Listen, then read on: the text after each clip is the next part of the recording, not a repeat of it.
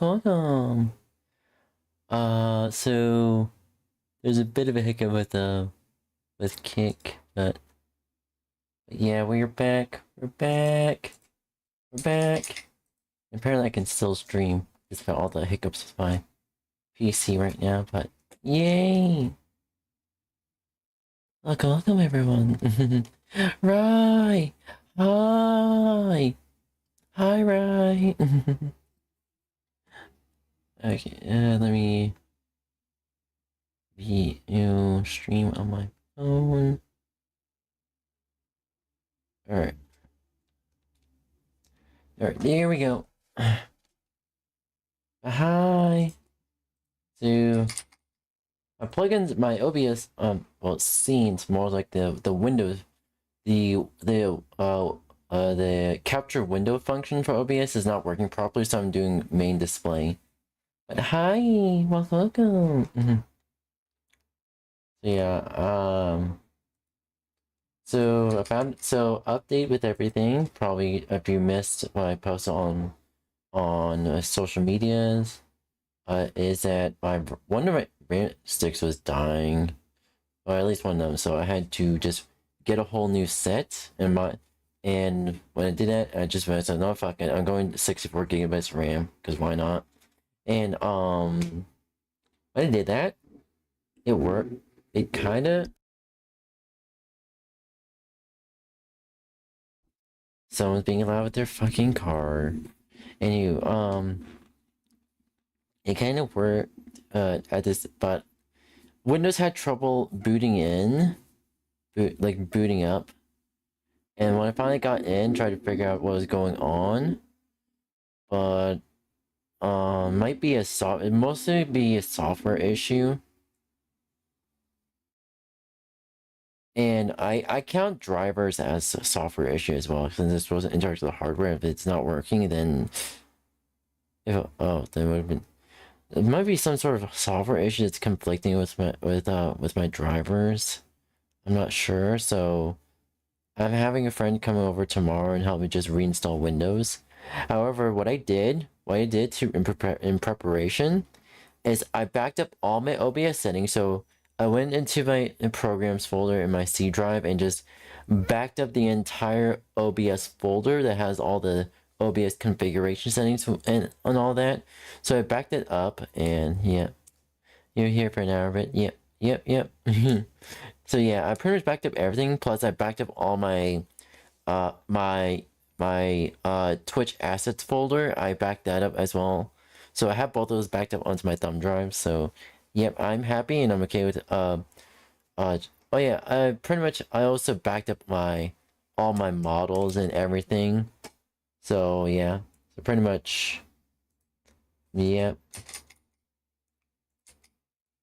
I backed everything up. So when I reinstall Windows, all I have to do is just reinstall my browsers, reinstall OBS, and just import my OBS settings back, and just mess with the configurations again. Configurations are fine, but just logging back into everything. So yeah. So yeah. Also with my with LibreWolf and Warp being Firefox based, all I have to do is just log into my Firefox account and just boom, done. And I'll just have all my settings back, hopefully. But yeah. Anywho, what if Anakin refused to kill Count Dooku? Let's go. Hello. Our story begins with indecision. Anakin's wrists twitched, but did not flash forward. Palpatine had already said his infamous words. Dooku reacted by forcing his eyes shut, but the sabers did not come. Silence did not follow. Only the buzzing of the two sabers overlapping one another filled the air. Sidious looked on in disappointment, and Tyrannus turned his head over to look at his master. He could not believe Palpatine had done this to him. Despite Dooku's very clear disbelief, he had another reaction, one for Skywalker. Someone so frequently controlled by his impulses, rather than thinking things through, had reacted with a twitch and nothing more. No one said anything. The blades continued to hum until Anakin deignited both of them, leaving only the ambience of the outside space battle to fill the void of noise. Ooh. Anakin's fingers shook gently around the weapon, putting it back on his belt before presenting Dooku's before himself. His eyes turned towards Palpatine, and he shook his head. He could not. This was not his responsibility. This was not courage, nor was it mercy. Anakin was not an executioner. He couldn't kill Dooku not due to the Jedi Code forbidding it, but because he valued himself more than such a vile role. Palpatine should have seen him in a higher light than that, and Skywalker spat out those words, telling his mentor figure that he was not an executioner. The Chancellor leaned backwards, his face contorted in a vicious scowl, slowly slipping back into a monotone resting face. He nodded his head, pursing his lips and apologizing to Anakin. The damage had been done though. Palpatine had crossed that line. Skywalker wasn't exactly thinking about how that had been done, because it was just a reaction at this point. Ooh, Mavi is such... That action, that order from Yeah, his it friend, is. It is. seemed like he was taking advantage of him. It was clear that his mentor wanted him to progress his political career. Even if Anakin didn't pay attention to or follow Palpatine's moves inside the Senate, it felt like this wasn't just an order, it was a certification. Anakin walked over to Dooku and pulled him up from underneath his shoulder.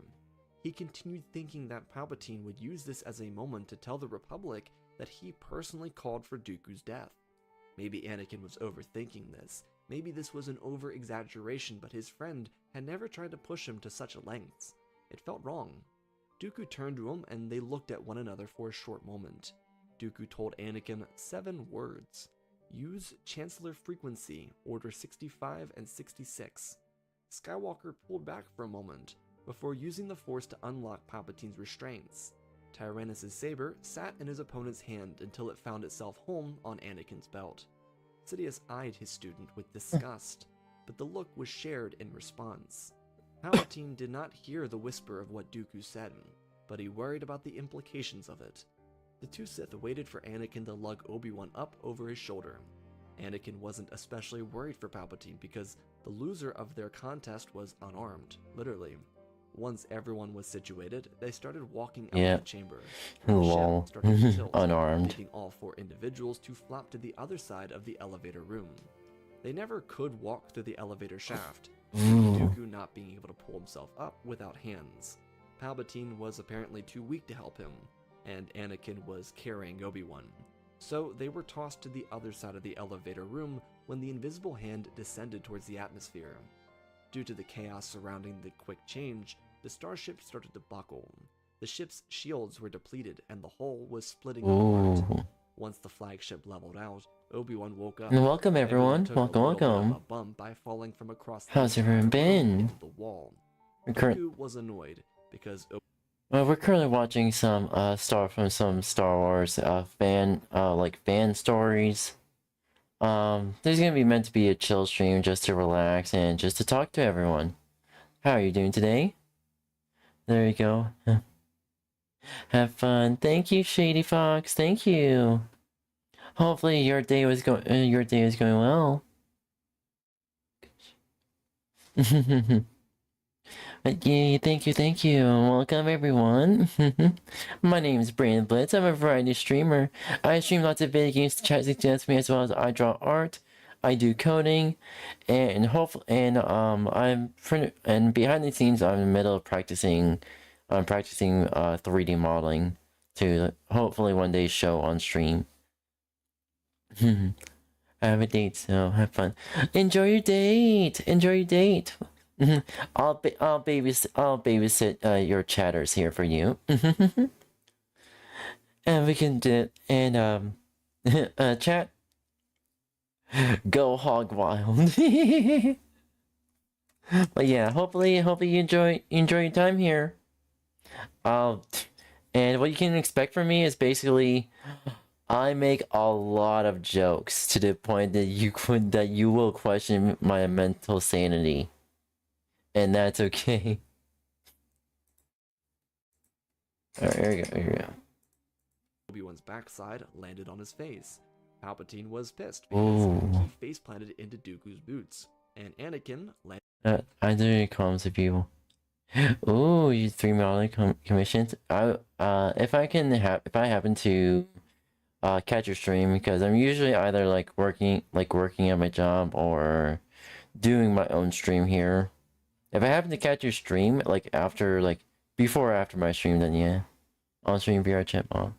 Oh, all right, yeah. On all three of them.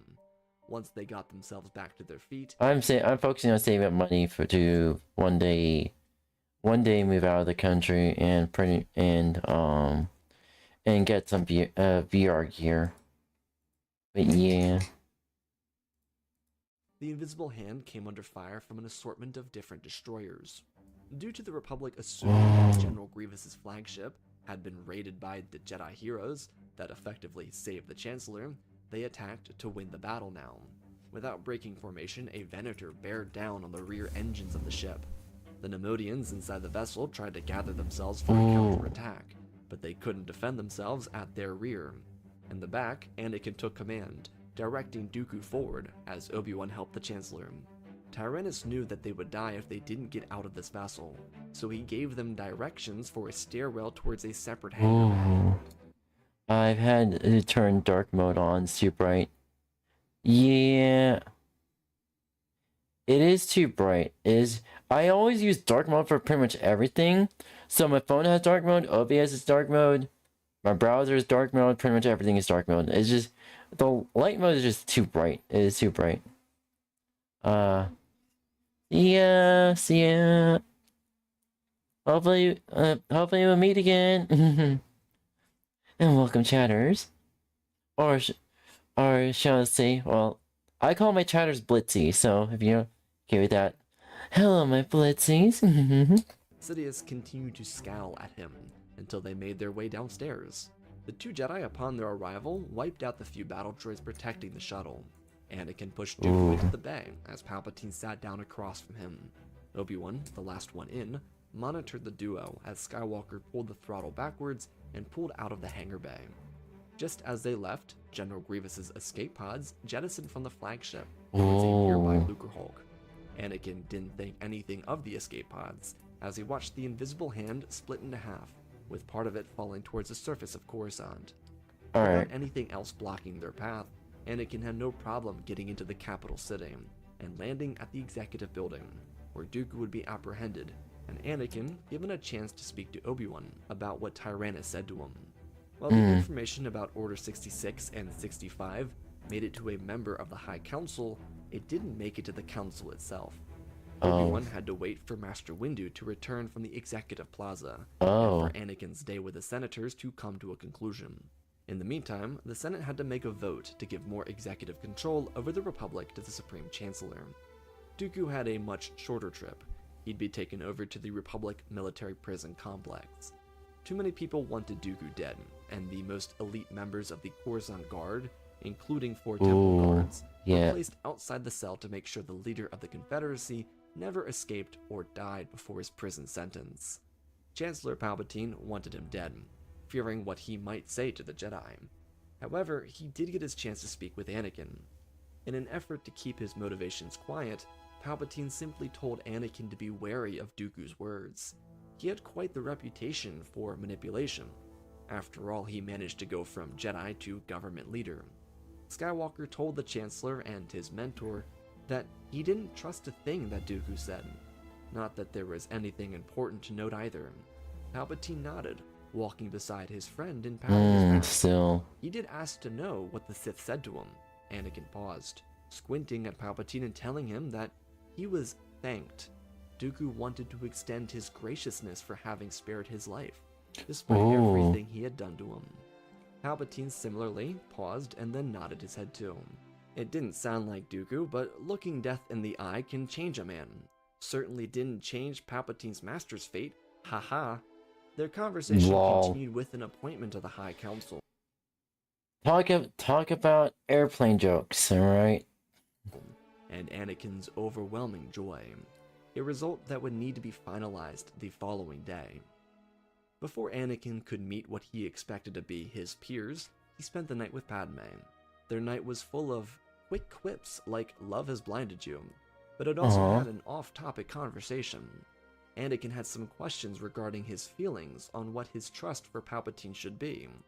This was less of him talking about being told to execute Dooku, and more of just wondering if he was being taken advantage of. Padme knew Sheev quite well, being that he was one of her first instructors before she joined the Senate. She told her husband that while she couldn't speak for him, she would be quite surprised if Palpatine was trying to take advantage of him. However, she had to be clear that sometimes people change, and if his intuition was warning him, then perhaps... Okay, I'm gonna get to the point. I'm dozing off and going to bed. Have a good night's sleep. Love you, Blitzy. Bye bye, Matane. perhaps he should keep an eye open. Padme wanted Anakin to be happy, and despite having her own disagreements with Palpatine, night, hon. She didn't want to influence her husband's answer. The two of them then came to the conclusion that he would just stay back a little bit. Not that he wanted to spoil the relationship between himself and the Chancellor, but just give himself some space. It clearly got under his skin, and whatever Padme didn't know was bothering Anakin enough for him to bring it up. That, though, was a very positive step in their relationship.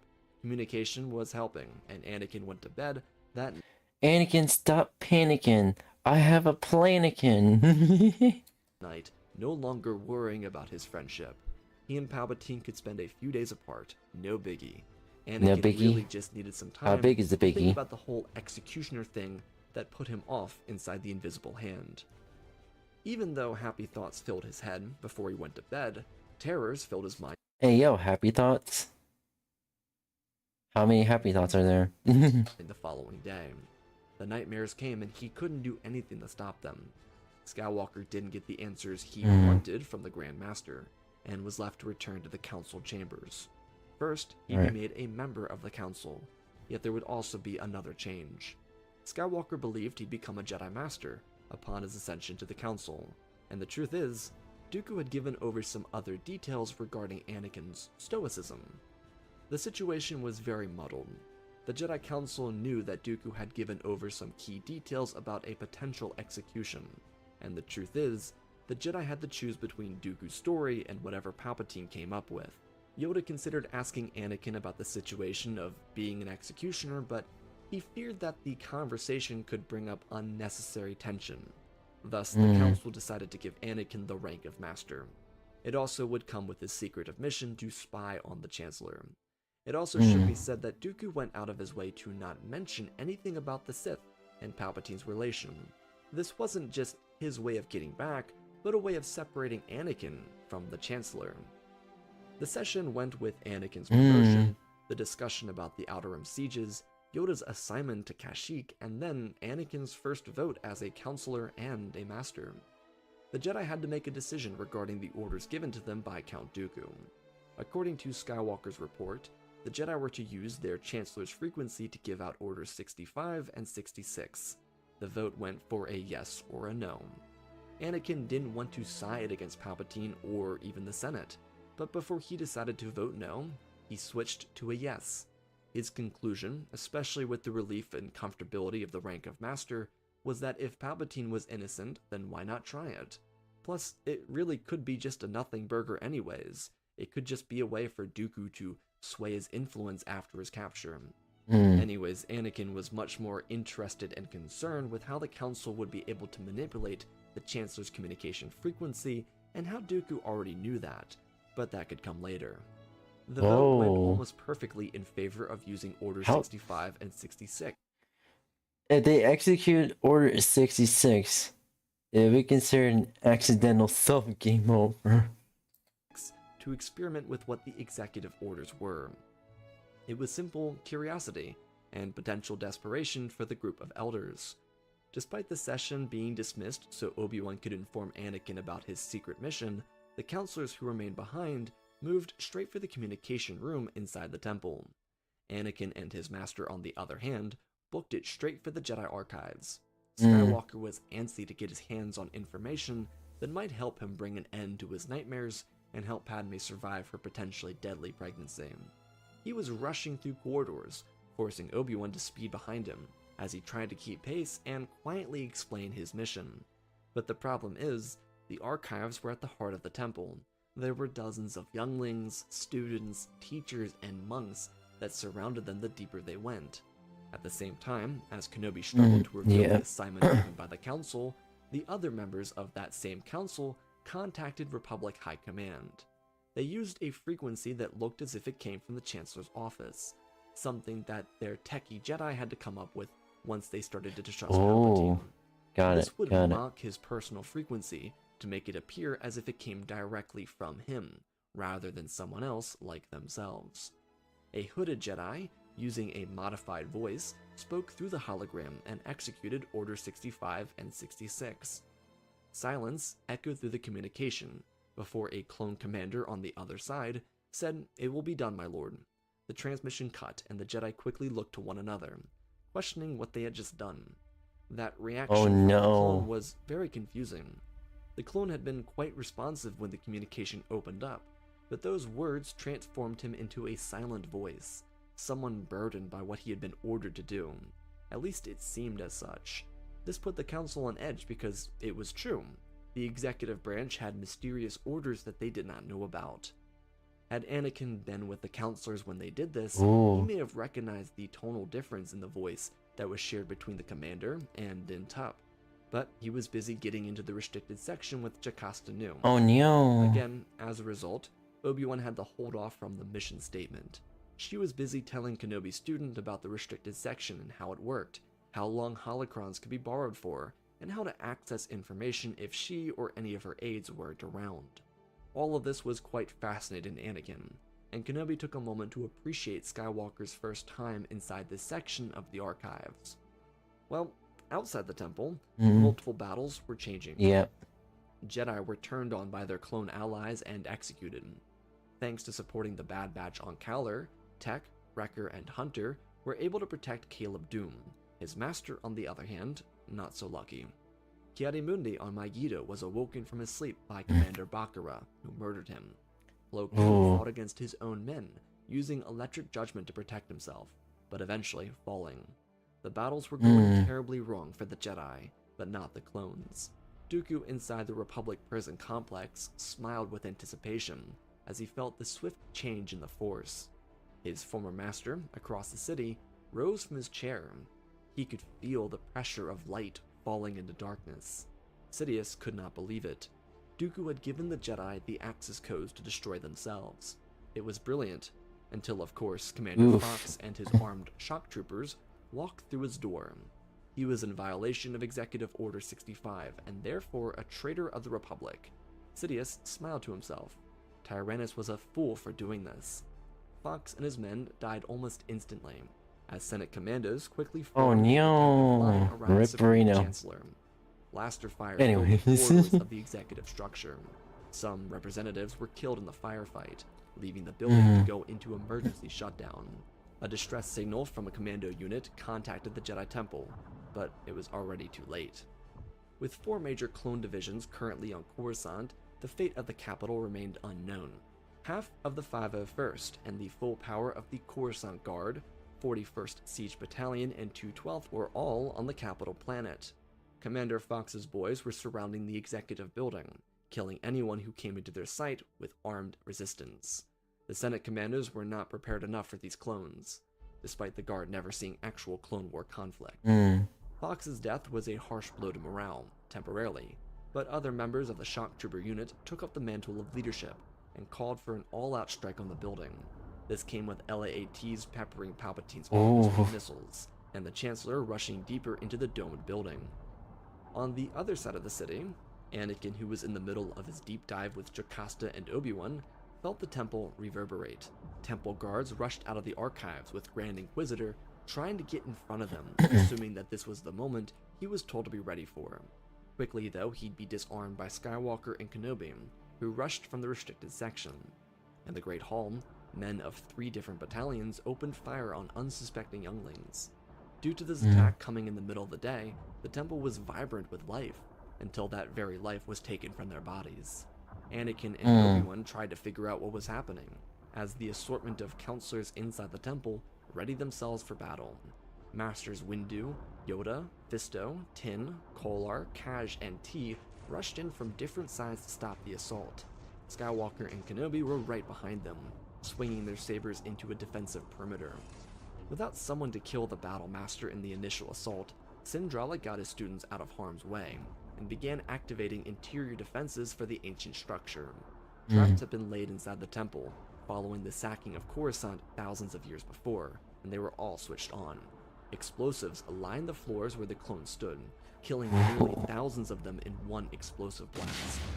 Because the Kelzers and Battle Master were able to form a perimeter, mostly by knocking over pillars and destroying stairs, the clones were forced into a kill box. The strategy of taking out a Jedi by surrounding them with 3 or 4 clones wasn't possible, because every time a clone tried to climb one of these fallen pillars, they'd be cut to pieces. Anakin tried to reason with his own men, before getting shot in the shoulder. The worst part is, he wasn't shot because of Order 66. It was a complete misfire by a clone aiming for Master Fisto. Skywalker was not badly wounded by the shot, because it was just a flesh wound on the side of his shoulder, chipping off a little bit of skin. It did, though, give him a chance to see that not even his own men could be reasoned with. But there remained a problem for the Jedi.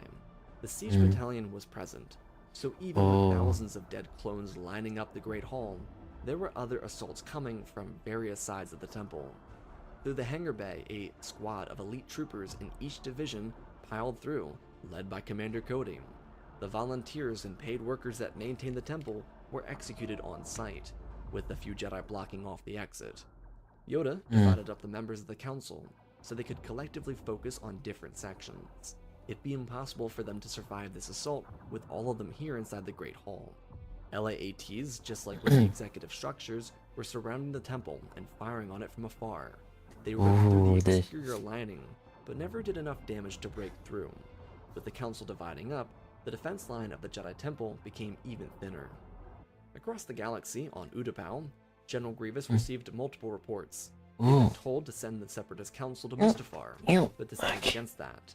They'd be coming with him to Coruscant. I had to adjust. He already knew, thanks in part to Lord Sidious's briefing, that Dooku had been apprehended by the Coruscant Guard inside a military prison complex. Grievous had just gotten intel from Separatist scouts that the Executive Building and Jedi Temple were under attack from clone troopers, and he contacted Sidious again. The Sith Lord did not respond, and the General of the droid armies and the Confederacy had to make a judgment call. The CIS was losing this war, and had already lost massively at Coruscant, but these reports from around the galaxy were damning. The Jedi were being betrayed by their own men. Even though the Confederacy lost over Coruscant, this was their golden opportunity to make up for such a loss. Grievous prepped his warships, his broken fleet, and the CIS Council for the greatest military risk he ever had to make in his career. Inside the Executive Building, Palpatine ran down corridors before members of the Coruscant Guard blasted a hallway open in front of him. He looked to the Senate Commandos, a unit of 15 that got cut to pieces around him. They fought with all of their training, but it wasn't enough.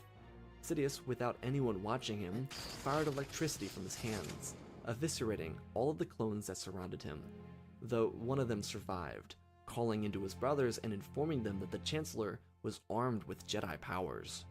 At the prison complex where Dooku was held captive, the 4 temple guards were slaughtered after holding off dozens of shock troopers. This fate was met by dozens more Jedi inside their temple. The counselors spread out, but 3 full divisions of clones were still too much. Masters Windu and Fisto held off the hangar bay, eventually killing Commander Cody in a tense standoff, before being pushed from their position. After several minutes of blasting inside of the temple, the structure started to peel apart, giving the gunships a chance to splash fire into the hallways, engulfing Jedi in a painful, scorching abyss. Master Yoda continued to manipulate the Force to drop thousands of pounds of debris onto the attacking clone forces. The defense was incredible, it just never could last. It was an impossible stronghold to defend. Thanks to so many clones attacking, the Jedi weren't able to ferry their young through any secret access ports. The 212th, 501st, and 41st surrounded the entire structure, so when these younglings started breaking out, they were slaughtered, giving the clones another access point into the rear end of the Jedi Temple, resulting in the deaths of Coleman Kaj, Terra Sanube, and Jocasta Nu. The clones were vicious killers. Commander Appo had a standoff with General Skywalker, before losing his life to a Force choke, which ended up saving a few younglings, including Reva. Mm. Though it did become abundantly clear that the unarmed younglings were easy pickings, and the Jedi that went out of their way to protect them ended up causing even more deaths. It was terrible for the Jedi and for the clones.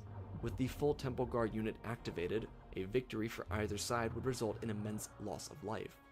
2 of the 3 attacking commanders were already dead, leaving way for the Jedi to try and make another attempt at escaping, but that failed as well. Hours of siege left the temple looking deformed and forcing smoke to billow out of the structure. Across the city, Padme worried about her husband. She, from her Senate office, also watched the executive building burn up in a blaze of fire. Palpatine inside, still alive, slipped between corridors, ducking and avoiding clones. He ripped through them with saber and force. He was impossible to bring down, but gunships, missiles, and beam cannons eventually forced him off of one of his legs. Amputated by the clones, his death would come excruciatingly. He'd fight to the bitter end, killing every clone in his path, pulling gunships into the executive structure, accessing his fullest potential, and fighting with everything. But it was never enough. The Coruscant Guard had to call in reinforcements from clones across the city, which is what inevitably brought Palpatine to his death. Though that really was the beginning of the problems for the Republic. With dusk falling on the capital city, and the temple slowly becoming a lost cause, everything got worse, with hundreds of Jedi lying dead across the halls, another half of the Temple Guard unit killed, half the council murdered in their own home. The Separatists arrived. The clones were so focused on their attacks that the Republic fleet above, which had been dispersed for the finalization of the Outer Rim sieges, was blindsided. Venators still undergoing repairs and maintenance were clobbered by heavy cannons of functional cruisers and frigates. General Grievous, using a modified recusant destroyer, led his military into what he believed to be their great triumph. The Jedi, with more than half of their fighting force dead inside the walls of the temple, retreated from their home. The attack of the Separatist fleet provided them enough room to regather and I love listening to fan Star Wars fan stories or like fan theories and say, oh, what if this happened or what if this didn't happen, and yeah. forced their way out into the city streets. Of course, during their escape, they would see the terror of their labor. So many of the younglings saved by Anakin or Windu or Yoda were dead in the exit. The surviving counselors went with Grand Master, Master of the Order, Kolar, Kenobi, and Skywalker. Everyone else had mostly been killed, with a total of well over 400 Jedi escaping the temple grounds. Thanks to the Confederacy, their order could survive. The few skirmishes they faced on the outside of the temple dropped their numbers by dozens. The Jedi were exhausted, and the clones, similar to the droid army, continued to bring more forces, which broke the Jedi down eventually. Luckily, they still had something. Anakin got himself a moment to inform Padme, privately, that he had survived, but they were on the run. She told him that she was okay and incentivized him to worry about the Jedi and their survival, because she'd be fine and he needn't worry about anything else but himself. This was a direct response to his nightmares from the previous night, intended to ease his mind. Over Coruscant, 2 fleets continued to bash away at one another, but instead of Republic reinforcements coming to save the day, with blinding counterattacks, the Separatists, with a completely different strategy under Grievous, blitzed the Republic defense line. It was Dooku's orders that led to the direct failure of the previous attack, because Sidious requested it. Now with Grievous properly leading the way, he was able to manage a total triumph over the Republic fleet, mostly because he rushed them. Unfortunately, a majority of the Separatist ground force did not survive the previous attack, so the fleet pushed for the capital city. Grievous demanded an all-out surrender, but the clones refused, sending gunships and fighters into the air to destroy the droid general. Inversely, Senator Amidala's district came under direct fire. If it were not for Jar Jar Binks and his representative vessel, Padme would have been killed. The Silver Starship pulled through the industrial sector before retreating from the planet. Padme again sent a transmission, informing her husband that she had survived and would be okay, thanks to Jar Jar getting her off the planet. She felt bad for leaving Anakin behind, but she couldn't do anything about that. He was with the Jedi, hiding wherever they were, and it'd be worse to pick up a few survivors while leaving the rest to die on Coruscant. Padme wouldn't be in the city to see it, but the capital and its leadership fell under the control of General Grievous. Dooku would be freed. Order 66, both a success and a failure, and the Republic left to determine its place in the war now. It was kind of a weird checkmate. By Grievous abandoning Utapau, and thus the Outer Rim entirely, the Republic was technically poised to win the war. They were simply now without their capital. The Jedi weren't going to be a problem, and the only real remaining threat in the core had to come from the other core systems. So Grievous and Dooku had some odd choices to make. Raxus wasn't undefended, but it wouldn't last forever. The only real leverage the Separatists had was their ability to murder 3 trillion people and execute all of Republic leadership. However, all that leverage would come to an end once they killed them off. There was a plus side that Dooku knew about too. The clones, with the executive orders activated, would go into a sort of drone mode. It was created to last for a couple of months, where the free thinking of the clone army would be taken from it. It was like a factory reset for the clones. They were still talented and trained killers, but most of their experience and triumph through war, which came from outside-the-box thinking, would be impossible to come by now. The Separatists technically won the war by seizing the capital, but the Republic also technically won the war by winning all the battles. The one downside to Grievous's decision to bring the Separatist Council with him to Coruscant is that no one could go to Mustafar and activate the reserve fleet and military. As Grievous said to Tyrannus, he only brought them because if he needed leverage, he would use them for it. It made Dooku laugh because they were pretty much cannon fodder to him too, but they also kind of needed them to be anything more than that right now. After all the chaos came the silence. It was the tragedy of war, and the irony of its result. The Confederacy technically held all the cards, but the problem is, the clones were not bound to the senators that Dooku and Grievous threatened. The clones were fighting for the Republic, and because Palpatine was no longer in the picture thanks to Order 65, it was the concept of the government. War continued in the Outer Rim with the sieges, and Grievous murdered senators that aligned with Palpatine's caucus. The hope with this strategy was for a Republic that would be less temperamental once brought to the discussion stage with the CIS. But after just a week of threats and a few senators executed from Palpatine's side, a hope for that came to an end when the Republic attacked Raxus with brand new Star Destroyers from the 𝙂𝙚 drive yards. It would be an intense firefight in space, but result with each enemy military apprehending their opponent's government. The threats on both governments would be the same for both sides, with skirmishes and battles being waged throughout the rims. Neither side had any true leverage, and Dooku tried getting commando droids through the established Republic blockade over Coruscant to Mustafar, and it never worked. The clones eventually discovered the reserve military, leading to its imminent destruction. That led to nothing but continuous bickering over holograms, ironically. Dooku and Grievous decided at a certain point, following the fall of Raxus, to make this all about themselves. Discussions were held, arguments followed, people got angry, and then they were forced to start again. Because the war had ravaged through the galaxy, and the leaders of both governments were killed by their opposing armies or captured, the talks became freedom for Dooku and Grievous exclusively, no one else. Tyrannus tried to save the galaxy and instead made it 10 times worse than it ever could have been. Trillions of lives, generations of trauma, and decades of reconstruction were on his hands. Well, not literally because he didn't have them, but still, he felt terrible. He had failed the galaxy, and now, he just wished to remain at peace. Grievous didn't want to give up, but they really had no other choice. They had their military over Coruscant, which constantly threatened the trillions of lives, and the Republic wasn't going to attack them because of that.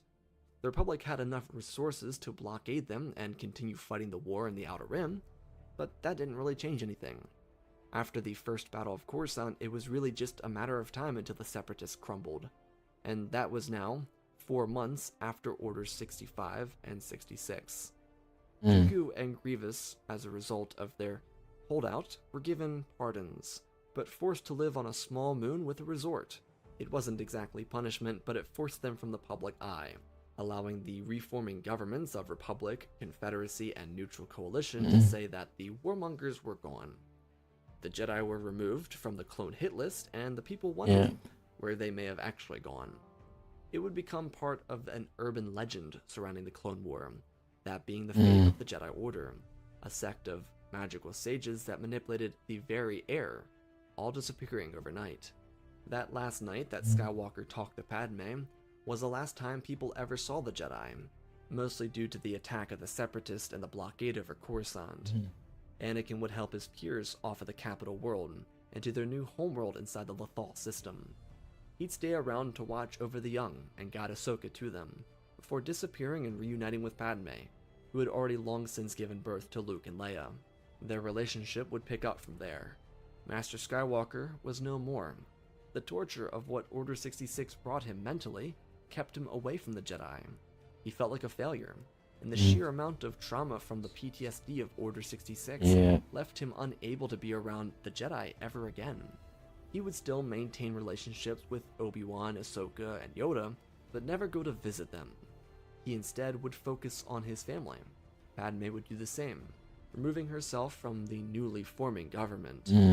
Dooku would never see it, and that was his penance, but in the decades following the Clone Wars, the new system, born from chaos, would be stronger than the Republic ever could be. Having learned from war, loss, and terror, the new government sought to right the wrongs of past generations. However, it should be said that thanks to Dooku and Grievous, the least agreeable of the Old Republic, those being Palpatine loyalists, were dead, leaving individuals that championed compromise and resolution as the figureheads of a new body. The Jedi may have been traumatized and may have faded into urban legend, but their presence would continue to change lives. They would start small, with their order of only 500 or so, that being survivors from all around the galaxy gathered on Lothal. They would never politicize themselves ever again, and remain a part of that urban legend, the unsung heroes of the Reconstruction era in the footnotes of galactic history. And that, my friends, is my chaotic, neutral story. Special thanks to the patrons for supporting the channel. Smash that like button. Okay, I like that. Okay, so I like that a lot. It was interesting. So Padme's alive. That's good. Unfortunate Jedi are still end up going hiding. Anakin is still Jedi, which is actually very good.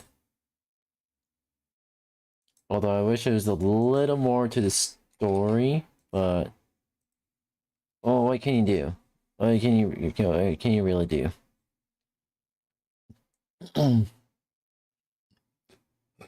Pardon? Oh yeah. I don't know when it updated, but my browser is just slow. Ooh, songs. Ooh, MASH. We gotta watch that one.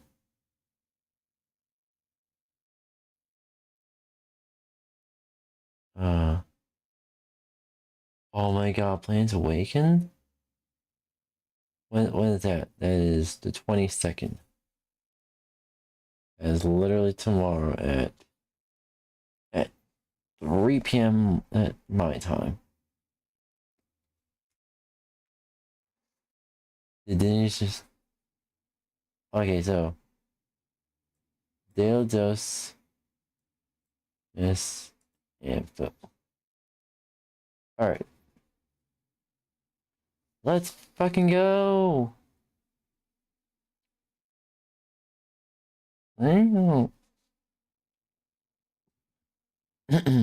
Also, I must say, all of my Blitzies are cute. I said it. All of you are cute.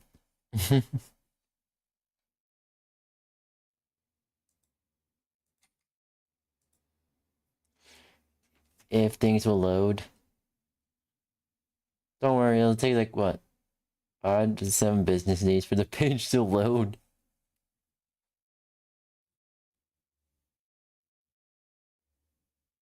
Instead of you would never download a car, you would never download, right?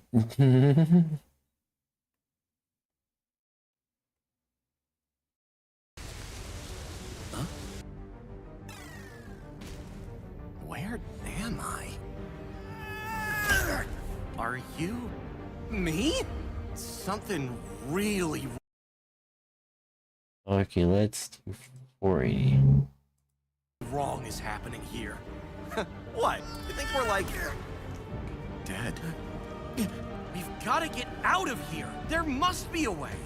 Did someone bring their setup?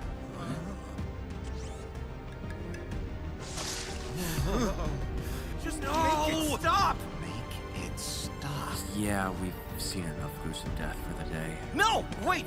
If this screen has a signal to the living world, then there has to be a way to contact him, to help him. This is how we can keep him alive! Ooh, okay. Let's go. So, what if we... What? Huh, what do you know? Only wish I had some... Okay, plan B.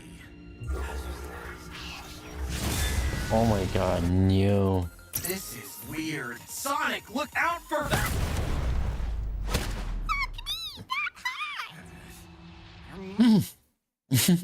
Oh, that was cute. Oh, it's so high pitched that you didn't hear them actually swear without swear uncensored. Must be a way we can get him to listen. Is he gonna be okay? That's it! We act like chickens? No, we...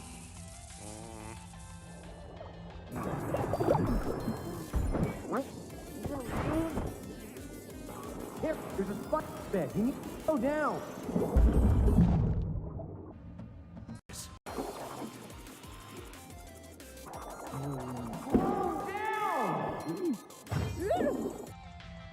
Yes! Where am I? You're dead, but don't worry. We've got a plan. Tell us everything you remember. Middle, she bust him down. Big gap, hit egg nuts in the noggin. Ha! Those monitors were right about everything. Come on, dude, at least make this interesting. Would it interest you to be tenderized into a blue pulp?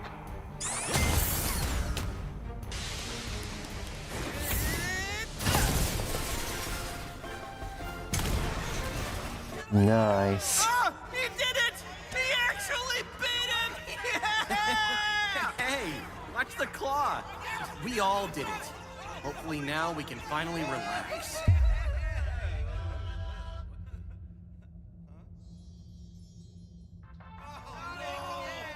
Sonic 2? What's this mean? I don't know. Though I've got a feeling we're far from done here. Who's that orange dude? Oh no. Wait a minute. Hold on. Is this gonna briefly go through the entirety of Sonic's history? Holy shit. Okay, good. It says you should be en route to the reactor nucleus. Got it.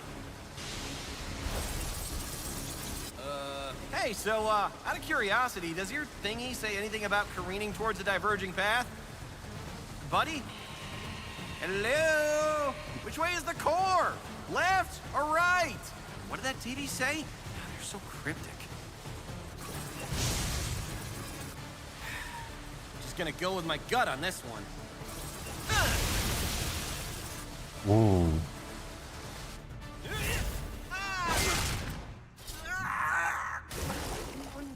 Right, so what? Like, we're just gonna watch the same mistake over and over again?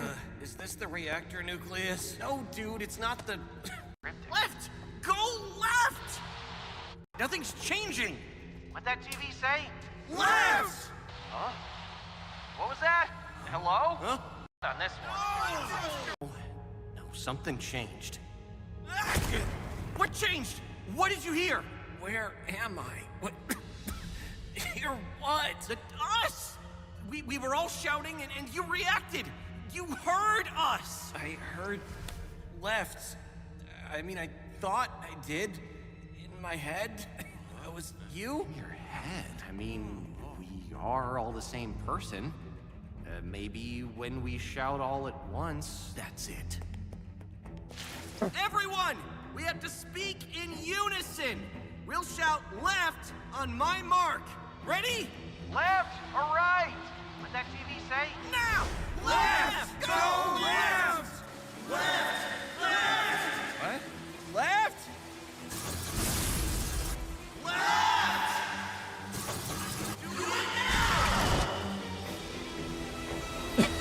No sweat.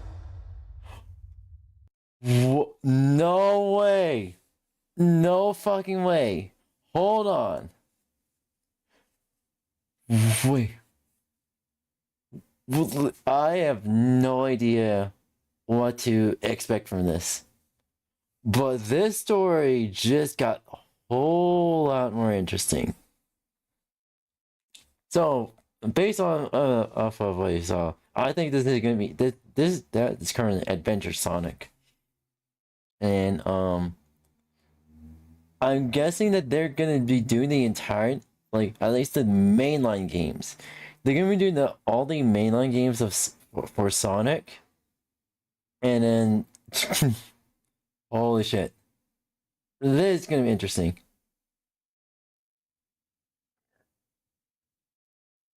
All right, hold on. There you go. Pardon? Yeah, you didn't hear me burp a lot. I had some chips. All right, there we go. Hello everyone, this is your daily dose of internet. He wanted to see if his dad knew how to move the money without the bottle falling over.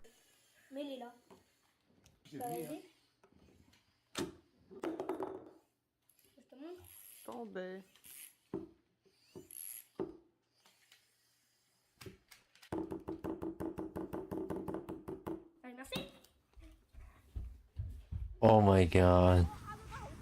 That is smart, and also the dad looks disappointed.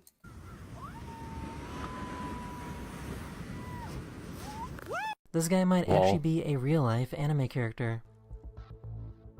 Oh my god. All those So I crows. guess wolves know how to fish now. They are learning to pull in these crab traps that have been set by fishermen. Ooh.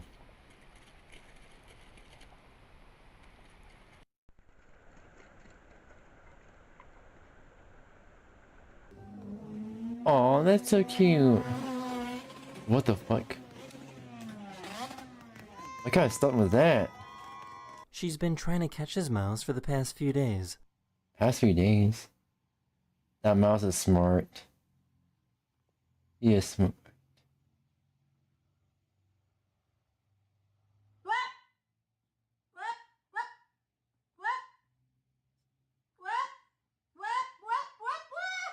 He's smart. He is smart.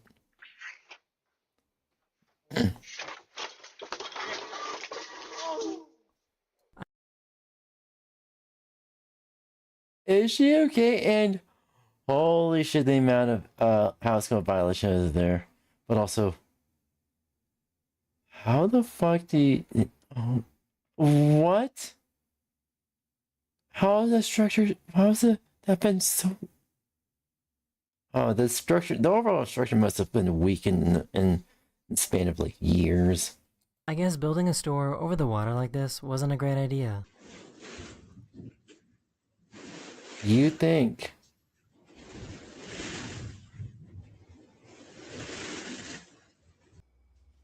Yeah, you think. You didn't think. Well. This guy was flying a kite that was just a little too big. Oh my god, he's being dragged. He's being dragged. Jesus Christ. Oh no.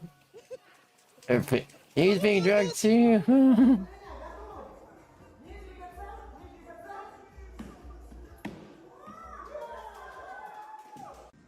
Oh. Oh. Careful. Hello. Careful. Hmm. Is this a sign that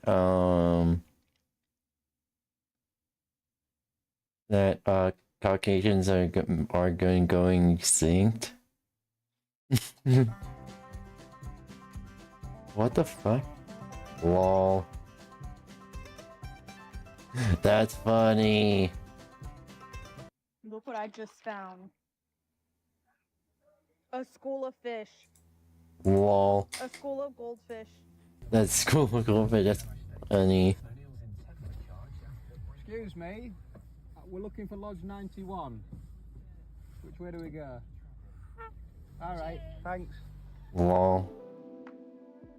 He wants uppies. He wants uppies! Give him uppies! This worker looked like he was floating while cleaning the glass at this museum.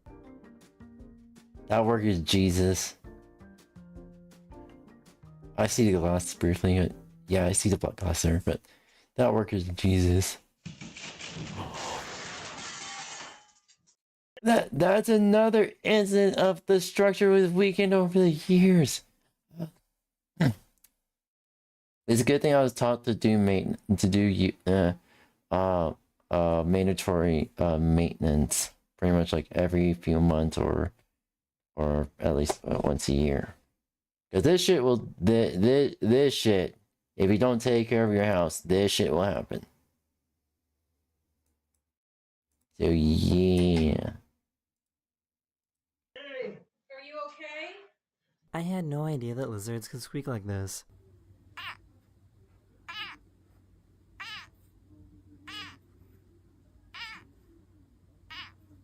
Aww. Look at my bite.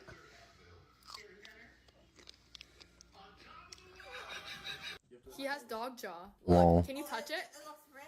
Nana, touch it.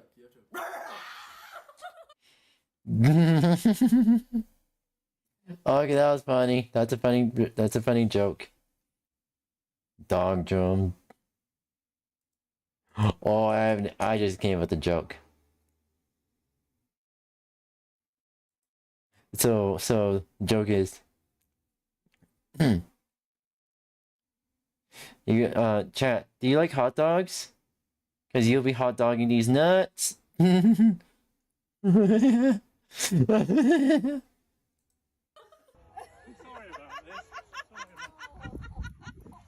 Aww. Aww. Little dog, big stick. I guess I somehow never show this ancient video of a chicken falling asleep.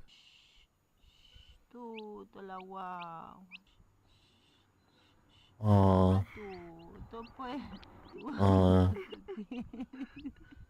He's asleep. The driver had no idea that their trunk opened up.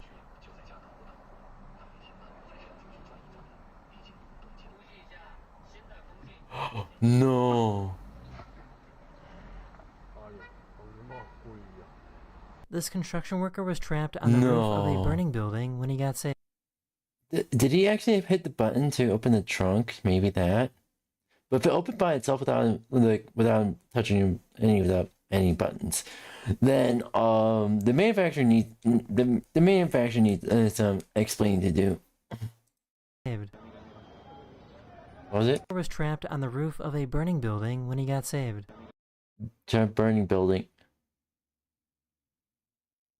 That's he was climbing construction building. Building under construction. Holy shit.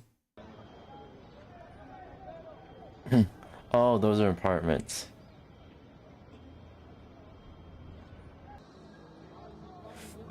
And wouldn't slow.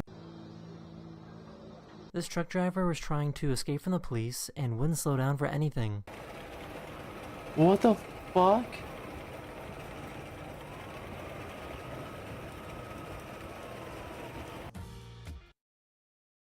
What happened? Did he like run someone off the road and cops saw it, or what happened? What the fuck? Nah, that trucker's wild. This is why I okay, so chat, whenever I drive anywhere, or I am scared of truckers. Like, they can easily just fucking crush you to death, basically. And I think it was one of my siblings who usually has to drive on the highway to work. They almost got ran off the road by a trucker, and luckily she has a dash cam and she shared the footage with the police, and yeah, holy shit. This is why. Whenever like I need to pass someone, or if I see a semi truck that's in front of me or in front of a couple cars, I go into the passing lane and book it ahead of the semi truck because I don't want to be behind that shit.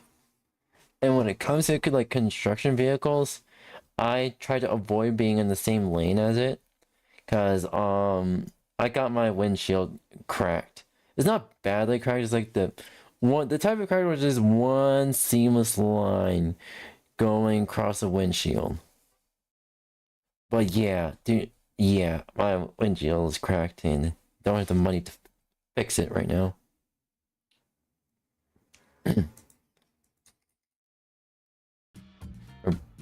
So dumb. Oh no. Lol.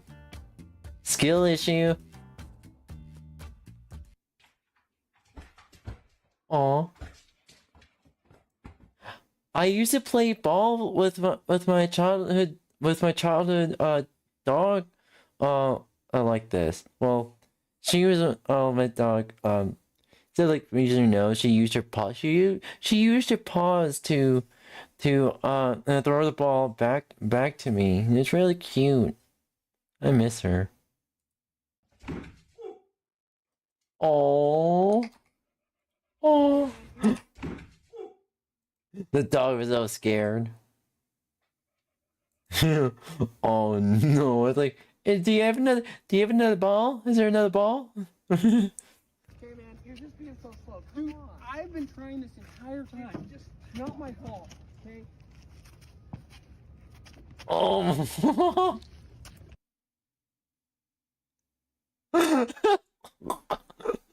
Holy shit. Holy shit. Thank you, Megadoom, for following. Welcome. How are you today? Holy shit. He just picked the board and the guy. Oh. Okay, so I approve of that. That's a fucking power move there. That's a fucking power move.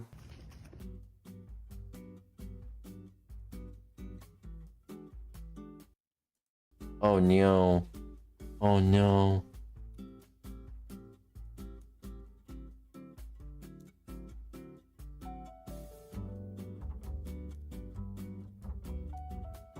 Aww.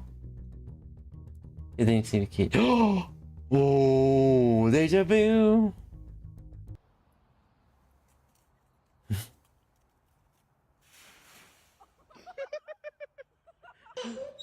Lol.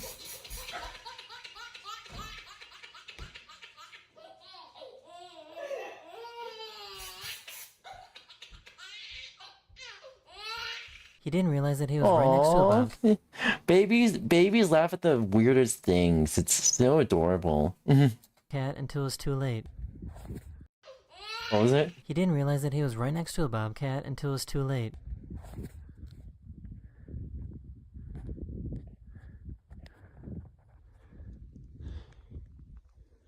Oh no. Aww. This baby is only 2 years old and is better at pool than you. Aww.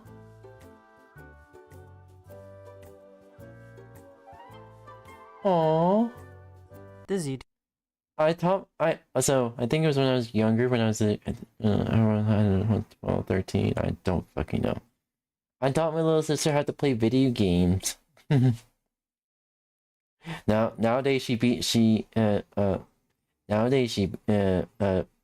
much beats me at, so I think she likes to play shooter games. I like to play racing games, so she beats me in shooter games, I beat her in racing games.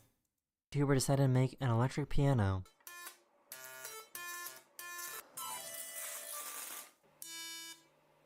Ooh. Okay, that's cool. That's fucking cool.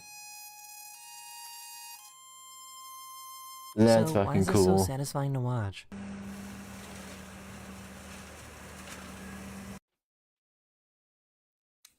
Does anyone remember that vacuum thing SpongeBob from the Teletubbies? Yeah, that reminds you of that.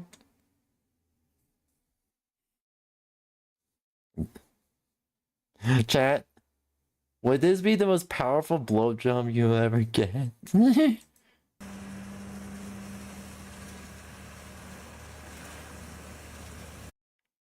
I say that loud. It's like, Twitch, I promise I'm a good girl. Also, this like, holy shit, the suction power of that. Also, YouTube, please don't ban me, please, please. But also, the suction power of that. Holy shit. Also, like, it's very late in the night for me, so my filter, I'm struggling with my brain filter right now. Holy shit, the suction power of that. Chat, your wildest dreams can come true. Chat, your wildest dreams can come true.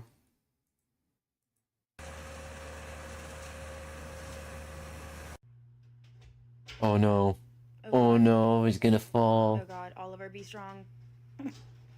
Babe.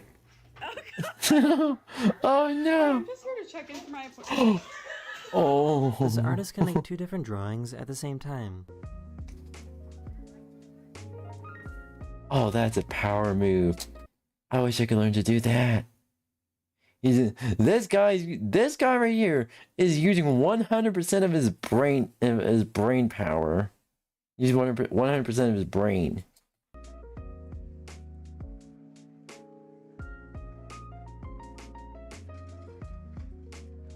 I think this guy thinks that he's an electric toothbrush. What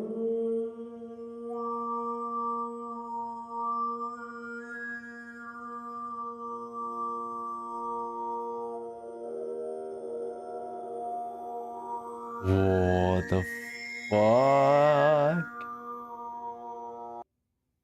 Hey. Aww. Well, what are you yelling at me for? Rob? That is the end of this And he hasn't even blamed his owner. That's fucking funny. video. We hope you enjoyed, and I'll see you guys again very, very soon. Later.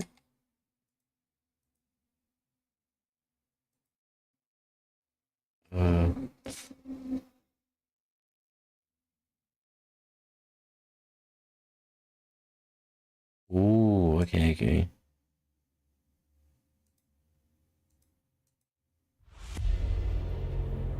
A small but I am very addicted to space, to science and space, even since I was a kid. So incredibly fast, unwanted guest is about to swing why is the Earth made of jello?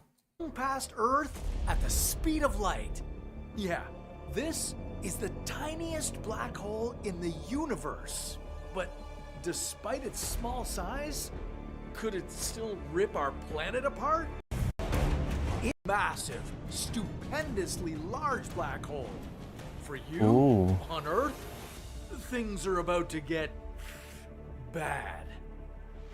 Okay, Ooh. black holes come in all sizes. Most of them are called stellar mass black holes.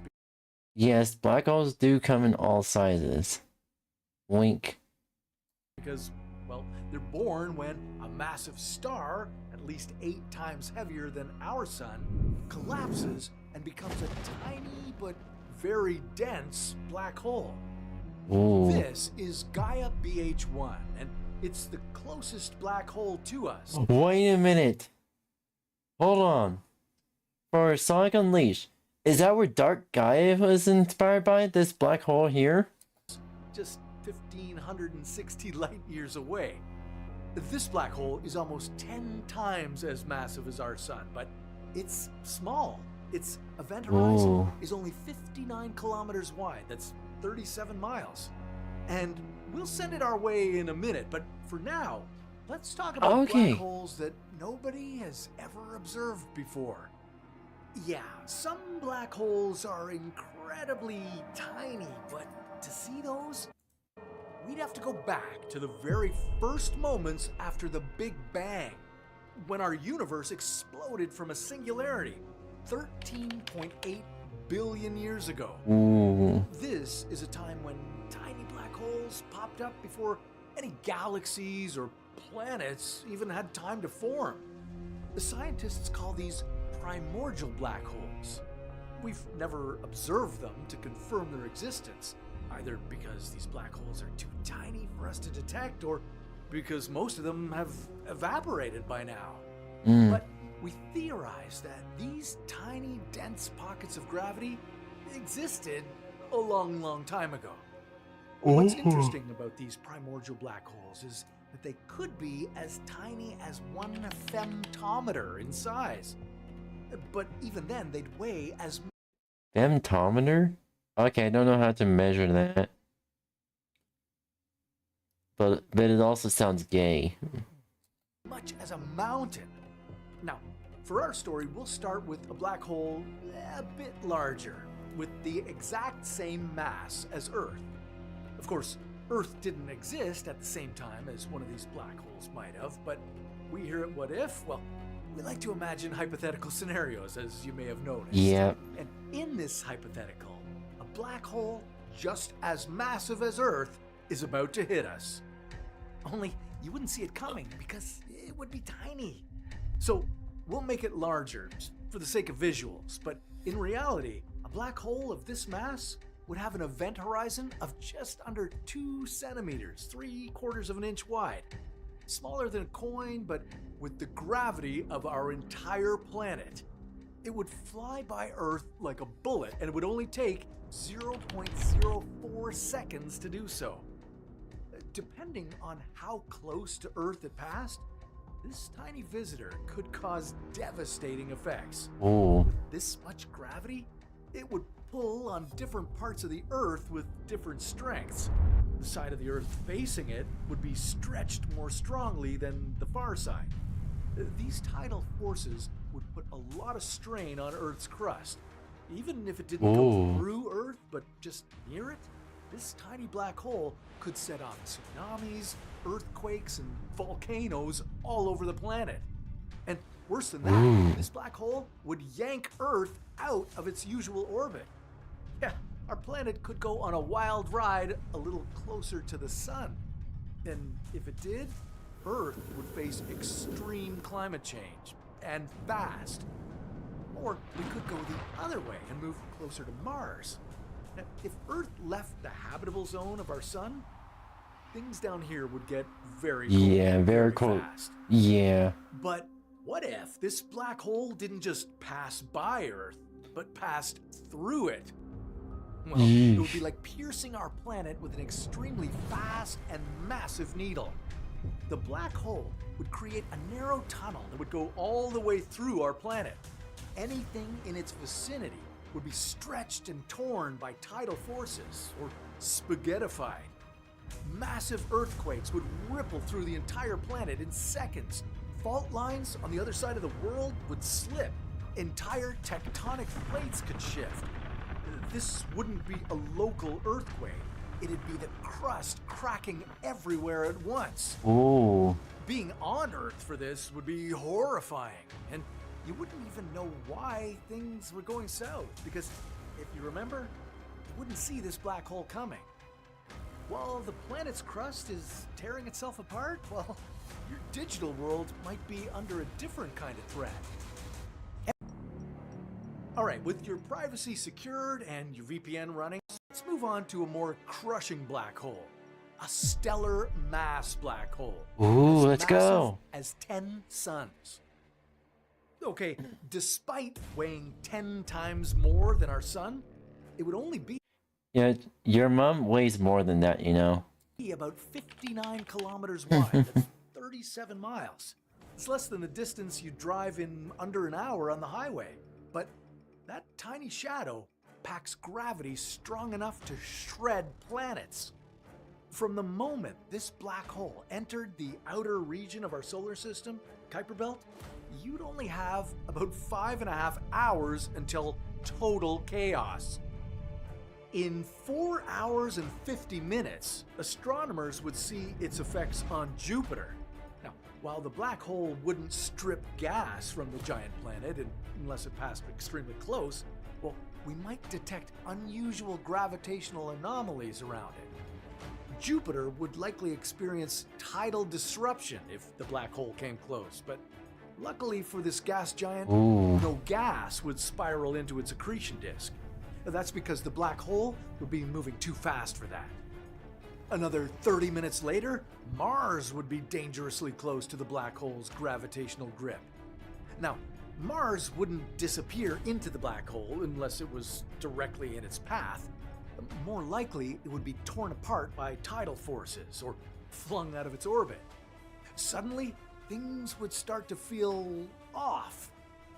Even without light, the black hole's presence would distort the night sky. Stars might appear to swirl around it. This effect is called gravitational lensing, but you'd need a powerful telescope to see it because this black hole is still pretty small in size. At this point, you'd feel like the ground was shifting underneath you. That's not your imagination. It's Earth slightly stretching toward the black hole as its gravity pulls on one side harder than the other. Seconds later, things would get violent. The planet would crack across continents. Tides would surge violently, not from the wind or the moon's pull, but from pure gravity. Earthquakes would erupt everywhere at once. Everything would be shaking, cracking, and ripping apart.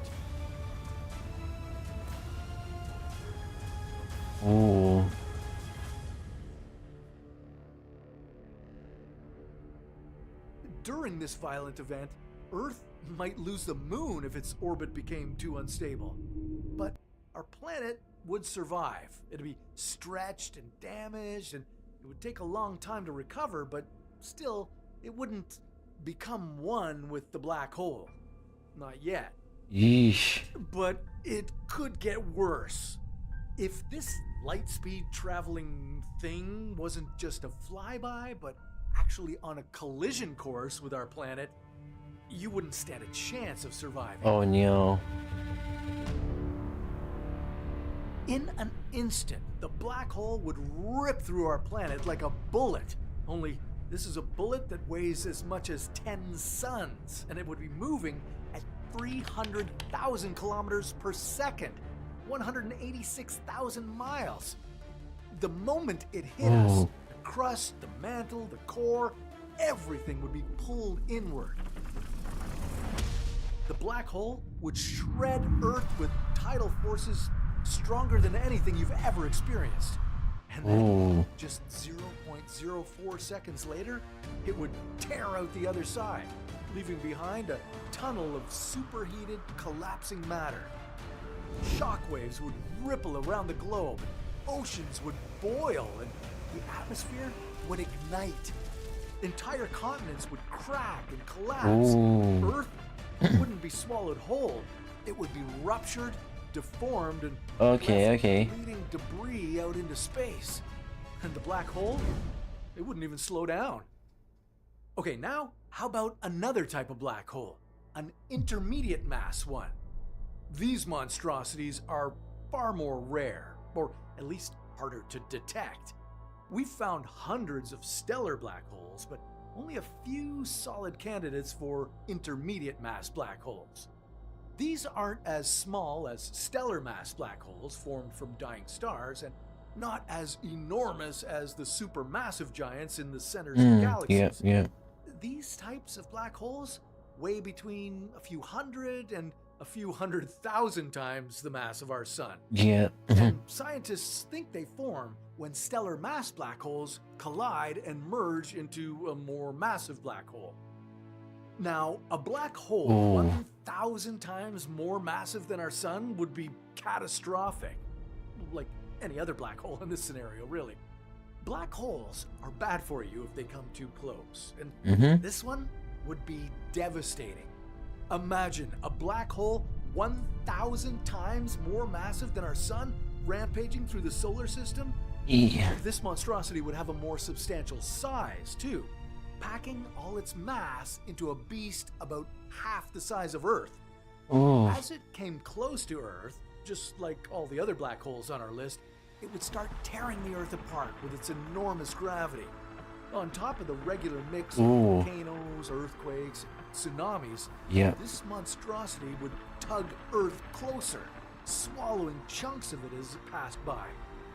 Then, just as suddenly as it appeared, it would pass, leaving Earth with a tilted axis, an unstable orbit, and a civilization collapsing in slow motion. And as always, nobody would survive if this intermediate mass black hole were on a direct course through our planet. It wouldn't collide with Earth like a rock. It would just replace the space where Earth used to be, all within a fraction of a second. Earth would start to collapse inward before the black hole even touched our surface. Rocks would lift, and the ground would curve. Time itself starts to come to a standstill near the event horizon. And then comes the breach. The black hole would swallow the planet. Earth would be gone in an instant. Cities wouldn't even have time to burn. They would just stretch and vanish. The black hole would leave a collapsing, molten tunnel through Earth. With the planet's core completely gone, Earth would keep collapsing in on itself, but so fast that you wouldn't even have time to blink. Scary, but that wasn't even the worst of the black holes. Is it something worse? Phoenix A star, the baddest, most massive black hole we've ever laid eyes on. This stupendously large black hole has a mass of 100 billion suns. Its event horizon stretches 590 billion kilometers. Just so you can picture the sheer size of this gigantic cosmic death trap, it's 100 times wider than the distance from Pluto to the sun. Yeah, and it would swallow all planets in our solar system like they were nothing. At first, without warning, strange distortions would appear in the sky. That's gravitational lensing from the most massive black hole in the observable universe. Phoenix A star's titanic gravity would be warping the fabric of space around it. Even before this monstrosity passed through the Kuiper Belt and the outer regions of our solar system, every planet in the neighborhood would feel its galactic presence. Neptune and Uranus would start to drift off their orbits, and a few hours later, the inner planets would get massively disturbed too. Earth's path around the sun would begin to deform under the overwhelming tug of Phoenix A star. By the time you understood what was happening, the flyby would become imminent. Phoenix A star would be approaching Earth at the speed of light. The oceans facing the black hole bulge upward, drawn by its monstrous gravity. Even though the beast would still be unbelievably far out, our tides would grow beyond anything in recorded history. They would flood everything. As Phoenix A star pulled on our planet, the atmosphere wouldn't be able to hold on. Supersonic winds would tear across every continent, and above you, satellites and debris would light up the sky, dragged from orbit like falling stars. Even the International Space Station would plunge into a death spiral it was never built to survive. At its closest pass, Phoenix A star would tear past Earth at the speed of light. For a few seconds, its gravity would overpower the sun's. Earth's orbit would shatter and our planet would be flung out into space. Here on Earth, it would feel as if gravity disappeared for a moment. Everything would lift. People, cars, buildings, and then when it was gone, everything would be caught in a sudden freefall. Now, the Earth's crust couldn't handle such intense gravitational pull. The planet would erupt in earthquakes and volcanoes, rupturing everywhere. And then, after just 0.04 seconds, just as quickly as it came, Phoenix A star would race onward. In a flash, this immense black disk would start disappearing from view, leaving a distorted star field to gradually return to normal. But the havoc would remain. In its blistering flyby, Phoenix A star would permanently alter the solar system, even our sun. Every piece of rock would be launched out of orbit, ejected on the path to interstellar space. Whatever remained of Earth would become a rogue planet, drifting through space, not bound to any star. Yeah. In this brief catastrophic encounter, the human toll would be incalculable. Our entire civilization would be left to die. Most coastal cities would become underwater ruins. Inland areas would deal with earthquakes, fires, and storms. It would be the end of the world for you.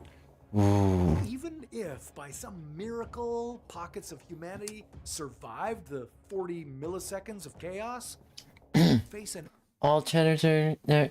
All blitzies are here. Remember to follow. existential challenge adapting to a planet that's drifting toward deep freeze in outer space.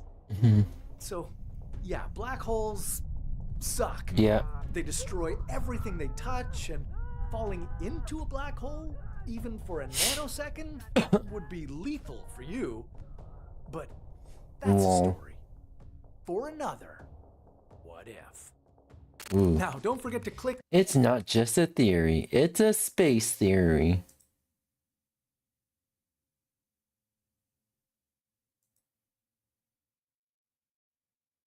Hello. Our story begins with the funeral following the Battle of Geonosis. I really want. I don't feel like it. I don't feel like it. Not sitting through another 45-minute video.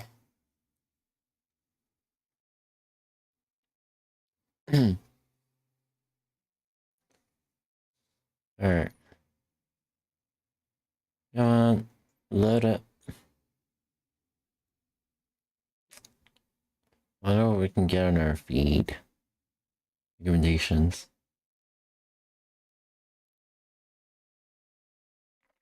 Ooh, I haven't seen Sunfire in a long time, but yeah.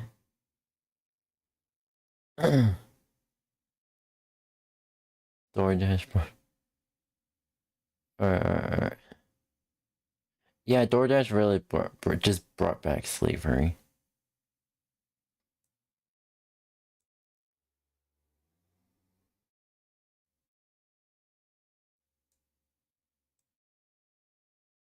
Alright, wait.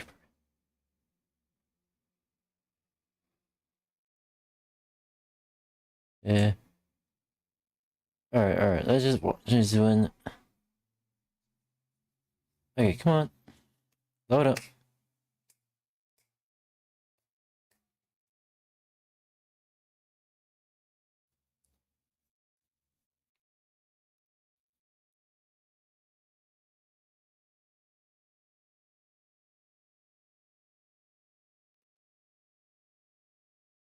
Alright, chat, let's see here.